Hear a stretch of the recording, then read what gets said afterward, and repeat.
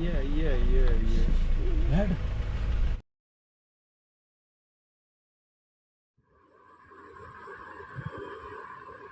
कभी हम विचित्र स्थिति में फंस जाते हैं, कभी हम चिंतन का ऐसा प्रवाह ढूंढते हैं जिसमें हम कुछ सोच ही नहीं पाते। समस्या सबसे बड़ी हमारे युवाओं के पास आती है कि हम क्या करें, अपना करियर कैसे बनाएं, कौन सी नौकरी पाएं, कहाँ पढ़ने लिखने जाएं, कैसे अच्छे स्कूल खोजें, कौन से विषय चयन करें, किस तरफ हमारा रुझान हो। यस मित्रों, आज हम इसी बात पे आपको बताने जा रहे हैं कि अपना करियर कैसे बेहतरी से चुनें और कैसे करियर की बेहतरी से चुनाव के लिए आपको क्या करना है। मित्रों नमस्कार, मैं दिव्यांगम यूट्यूब चैनल से विष्णुकांत मिश्र आप सभी का अभिनंदन करता हूं और आप सभी का स्वागत करता हूं और आपको आज बताने वाला हूं कि करियर का चयन कैसे करें। मित्रों, हम सबने शुरू से जब से पैदा होते हैं तब से हमको ये आशीर्वाद मिलता है, अरे बहुत बड़े आदमी बनो, बहुत अच्छी है, तुम डॉक्टर बन जाना, बहुत अच्छे इंजीनियर बन जाना, अरे तुम मिलिट्री में जाना। कोई फिर आगे बढ़ते क्या करें, अरे कोई सी डॉक्टर बनो, डॉक्टर हमारा बेटा डॉक्टर बनेगा। कोई कहता नहीं, हमारा तो बेटा आईएएस बनेगा। और कोई कहता है नहीं, हमारा बेटा तो बिल्कुल सब कुछ बहुत बड़ा योद्धा बनेगा। लेकिन अब समस्या ये पैदा होती है कि हमें अपनी क्षमताओं का आकलन भी करना है। उन्होंने तो कह दिया, आपको आशीर्वाद दिया, आपने उनके चरण छुए, आपने आशीर्वाद प्राप्त किया, ये तो बहुत अच्छी बात है। आशीर्वाद प्राप्त करना और आशीर्वाद प्राप्त करने के लिए उन्मुख होना, ये आपके संस्कारों का परिणाम है। लेकिन उन संस्कारों के परिणाम में आपको अपनी आत्मालोचना करनी होगी। अपना आत्मालोचन करें और देखें कि हमें किस प्रकार से करियर चयन की बात। अब आप देखिए, मेडिकल, सेना, आईएएस, इन सब चीज़ों से भी आगे बहुत से क्षेत्र पड़े। कोई अभिनय भी कर सकता है, अभिनेता बनना चाहता है, कोई अभिनेता बनने की बात नहीं कहता। किसी से पूछो, कोई आज तक कभी किसी ने ये नहीं बताया कि हमारा बेटा किसान बनेगा बहुत बड़ा ना। किसान बनने के तो बहुत बड़ा मतलब एक बहुत बड़ा अपमानजनक बात कहती है। और किसी से ये कह दो कि हमारा बेटा जाओ तुम बहुत बड़े दुकानदार बन जाओ, ये भी बड़ी बहुत गलत बात। नहीं, ऐसा नहीं बन सकता। लेकिन मित्रों, आज आप देखिए, उतना आईएएस मतलब मैं आईएएस या किसी दूसरे उसकी तुलना में किसी को छोटा या बड़ा नहीं कर रहा, लेकिन आज मुकेश अंबानी तो एक व्यापारी ही तो है, कोई आईएएस तो है नहीं, न कुछ है। इस प्रकार से व्यापार करने में भी एक विज्ञान और एक शुद्ध, एक पॉजिटिव सोच का, एक अच्छे ट्रैक को ग्रहण करने का एक अभ्यास होना चाहिए। आपकी सोच होनी चाहिए, आपका चिंतन होना चाहिए, तभी तो आप बन सकते हैं। अब आप बहुत दुबले पतले हैं, बहुत कमज़ोर हैं और आप ये सोच लें कि हम नहीं चंदगी राम पहलवान बनेंगे, तो कैसे संभव है। आपको अपनी परिस्थितियाँ, अपने चिंतन, अपनी रुचि, अपनी अभिरुचि, अगर आप बहुत अच्छे गायक हैं, आप गा सकते हैं, गाना गा सकते हैं, और आपको कहा जाए कि नहीं साहब आप जो है वो सेना में चले जाएं, कैसे जा पाएंगे। सेना के साथ आप अपने साथ करियर का अन्याय करेंगे। तो हमें हाई स्कूल इंटर करने के बाद अपना आत्मलोचन करना चाहिए, अपनी अभिरुचियों का परीक्षण करना चाहिए। अपनी अभिरुचियों के परीक्षण के बाद हमें तत्पर होना चाहिए कि हमें कि कौन सा क्षेत्र चुनना है, कौन से क्षेत्र में हम बेहतर कर सकते हैं। आजकल कोई भी क्षेत्र, चाहे किसानी का हो, चाहे व्यापार का हो, चाहे कोई भी कला का क्षेत्र हो, अभिनय का क्षेत्र हो, पेंटिंग का क्षेत्र हो, गायन का क्षेत्र हो, किसी भी क्षेत्र में भी आप काम करने के लिए उत्सुक हैं तो कर सकते हैं। हमारे एक मित्र बोले, हमारे उनका पुत्र जो है वो हमेशा कविताएं लिखा करता है, छोटी छोटी कविताएं लिखता है और उसी में सारा दिन पूजा करता है। रोज़ हमें आता है, पिताजी आज हमने ये कविता लिखी, वो लिखी, इस तरीके से। तो मैंने कहा कि भैया कुछ पढ़ो लिखो, कुछ करियर बनाओ, कविता लिखने से तो करियर नहीं बनेगा। हमने कहा कि कितनी बड़ी बात आपने गलत बात कही। अगर उसका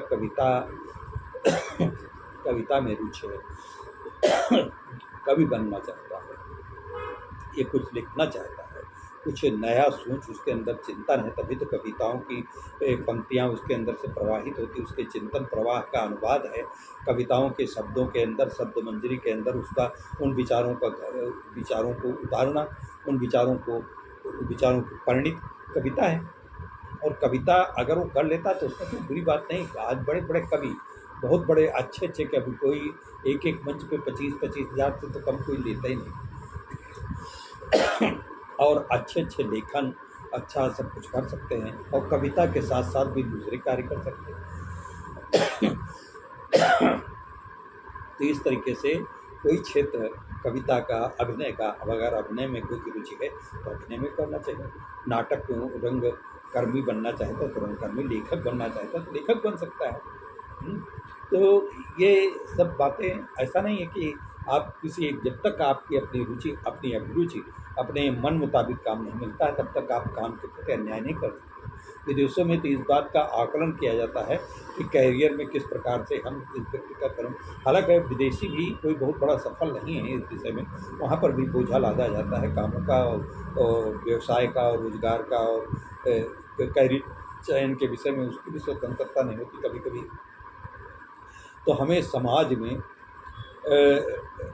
एक, हम आपको बताना चाहेंगे, एक परिवार में एक व्यक्ति, तो बड़ा, 2 बच्चे थे, 2 बच्चे में एक व्यक्ति जो है अंग्रेजी स्कूल में पढ़ता था, और एक भाई उसका जो है उसे संस्कृत विद्यालय में जाने का भी रुचि, संस्कृत विद्यालय में गया तो अंग्रेजी वाला स्कूल पढ़ के तो निकला, सब ठीक है, सब कुछ है, वो भी बना, लेकिन संस्कृत विद्यालय वाला बनकर वो बहुत बड़ा आचार्य बना, और बहुत बड़ा आचार्य बन के उसकी किताबें, उसका पांडित्य, वो मतलब उसकी आय ही कम से कम मतलब 5 अंकों की प्रति महीने की, आचार्य संस्कृत का भी पढ़ा हुआ।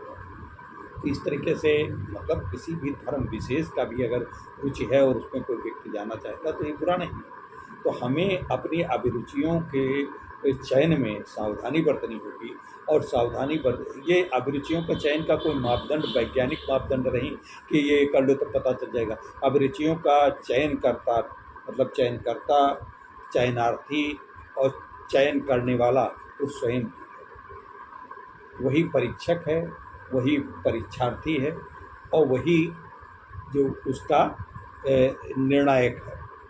तो ये आपको अपने मन में ही तीनों भूमिकाएं निभानी है, और इन तीनों भूमिकाओं को निभाने के लिए आपको सबसे पहले, सबसे बड़ी शर्त है कि आपको अपने से ईमानदार होना पड़ेगा, अपने से निष्ठावान होना पड़ेगा कि हम पूरी, और अपने अंदर आत्मविश्वास रखना पड़ेगा। जब तक आप कॉन्फिडेंस, फिर आपको ने एक जो कॉन्फिडेंस, आप कई कैरियर न चुनिए, एक कैरियर चुनिए। अगर ये 2-3 कैरियर चुन लिया, ये भी करेंगे, वो भी करेंगे, वो भी करेंगे, तो किसी में कई नावों पे पैर रखने वाला कभी भी सफल तैराक नहीं हो सकता। वो या नाव का संचालन नहीं कर सकता है। तो आपको बड़ा सावधानीपूर्वक अपने कैरियर का चुनाव करना है, और कैरियर के चुनाव करते समय बिल्कुल संतुलित होकर के एक कैरियर को चयन करना है जो आपको सबसे प्रिय लगता है। सबसे प्रिय लगने में तुलना आप कम करिए, आपको प्रिय लगता है तो वही चयन करिए। उसमें न सोचिए कि इसमें ज़्यादा लाभ है, इसमें कम लाभ। हो सकता है आप जो चयन कर रहे हो वो कम लाभ वाला हो, लेकिन कम लाभ वाले के साथ आप ईमानदारी से, आपकी चूँकि अभिरुचि जुड़ी है तो उसके साथ ईमानदारी से अपना काम करके, उसके साथ न्यायपूर्ण करके आप हो सकता है शिखर पर पहुँच जाए। जिसमें कम आय होती हो तो उसमें बड़ी आय वालों को आप पीछे छोड़ दें। तो ये एक हमारे मन की बात है, ये हमने आपसे ये बात साझा की। और मित्रों, ये कैसा लगा? कल आप शुक्रवार को एक जो हम रोज़गार के विषय में कुछ बताते हैं उसको सुनना न भूलिएगा। और ये आज का ये हमारा कैरियर चुनाव के विषय में जो आपको सत परामर्श है, जो हमने बड़ी ईमानदारी से आपको समझाने का प्रयास किया, अपने युवाओं को, अपनी युवतियों को, अपनी बहनों को, अपनी बेटियों को, अपने भाइयों को, अपने बेटों को, तो उसके विषय में आपकी क्या राय, हम कहाँ तक सफल हुए? अच्छा, एक बात और बताएं, आज ये बात भी थोड़ा सा, कल आज जो मित्र स्टरडे जो सुधा जी ने एक कहानी प्रसारित की है, बेवफा, उस कहानी का जो सार संक्षेप है, एक मित्रों इस बात को चलते चलते हम बताना चाहेंगे कि जो व्यक्ति जो समाज के ऐसे सज्जन जो अपनी पत्नियों को बाहर कैरियर बनाने के लिए पढ़ने के लिए भेजे हैं, उनके विषय में तरह तरह के समाचार आ रहे हैं कि वो ज्योति मौर्य का जो केस हुआ उसके वजह से, उसके कारण वो अपनी पत्नियों को वापस करें। करते हैं ऐसा न करें। हर व्यक्ति, बहुत सारे, आपने उन उदाहरणों को तो नहीं देखा, बहुत सारी पत्नियों ने अपने पतियों को इतना होने के बावजूद उनको कितनी सेवा की, कितना वो कि मुझे मालूम है एक बड़ी साइंटिस्ट, मतलब विदेशों में साइंटिस्ट थी, उनके पति बिल्कुल अनपढ़ थे, निरक्षर थे। उनके लिए उन्होंने क्या, वो साथ साथ रहे, उनके 3 बेटे भी हैं, वो भी वैज्ञानिक हो गए, लेकिन उनके पति तो निरक्षर थे। उनका पूरा सम्मान, उनको साथ साथ रखा। अब उनका नाम मैं लेना उचित नहीं समझता हूँ, ये भी है। और हमारे ही जहाँ पे मैं एक बार काम करता था, तो वहाँ पे हमारे विभाग में ही एक महिला निरीक्षक थी। उनके पति जो है चौकीदार थे। उनका पूरा, वो अपने पति का चौकीदार का साथ पूरा सम्मान करती थी, उनके साथ जाती थी, घूमने जाती थी, बताती थी कि हमारे पति चौकीदार हैं। तो ऐसे भी उदाहरण तो आपको देखने चाहिए। एक उदाहरण आपने ज्योति मौर्य का ले लिया और उसके सहारे आपने सारी जो पढ़ने के लिए कैरियर की बड़ी लालसा, बड़ी उत्सुकता, बड़ी उत्कंठा से गई थी तैयारी करने के लिए, बिल्कुल तैयारी के चरम पे थी, उनको आपने कह दिया कि नहीं अब आपको फार्म नहीं भरना, आप घर वापस आ जाइए गृहिणी। अब गृहिणी बन के आप समझते हैं तो क्या, जो उसके अंदर जो भावना आ गई, जो कुंठाग्रस्त हो गई इतनी तैयारी के बाद आप देखिए, तो क्या वो आपके साथ परिवार में ईमानदारी से अपने सहज भाव से रह पाएंगी? नहीं रह पाएंगी। या तो वो कुंठित हो जाएंगी, अपने को अवसाद में ग्रस्त कर लेंगी, या परिवार को जब वो अवसाद में होंगी तो परिवार भी कोई प्रसन्न नहीं रह सकता। तो इस प्रकार के कृपा करके मेरी आपसे आग्रह है कि ऐसे लोगों को आप मोटिवेट करें। जो लोग ये सुन रहे हो तो सुने ही, और अगर आपकी कोई जानकारी में ऐसे पुरुष आते हैं जो अपनी पत्नियों को वापस बुला रहे हैं या कुछ ऐसा सोच रहे हैं, तो उनको समझाइए कि नहीं, उनको पढ़ लीजिए। हमने भी खान सर का कल समाचारों में सुना और एक सज्जन का सुना, उनके यहाँ से करीब 100 से अधिक महिलाएं जो कि अपने तैयारी कर रही थी बड़े बड़े पदों के लिए, उनके पतियों ने उनको बुलाया। कितना दुखद है, कितना कठिन ये आपने निर्णय ले लिया है। इस निर्णय से आपका पूरा परिवार प्रभावित होगा और आपका भी जीवन प्रभावित होगा। इसलिए आप कृपा करके जो कल की कहानी हमारे यहाँ प्रसारित की गई बेवफा, उस कहानी को सुनिएगा और उस कहानी का भी संदेश यही है। तो कृपा करके मेरा ये आग्रह है। बस मित्रों, आज इसी बात को फिर बृहस्पति को आपके कैरियर्स को आगे बढ़ाने के संबंध में कुछ नया लेकर के आएंगे, नई उड़ान के विषय में। ये हमारा इस कार्यक्रम का नाम है नई उड़ान। नई उड़ान पे हम आपके कमेंट्स का, आपके विचारों का इंतज़ार करेंगे। तब तक के लिए जय हिंद, नमस्कार, धन्यवाद।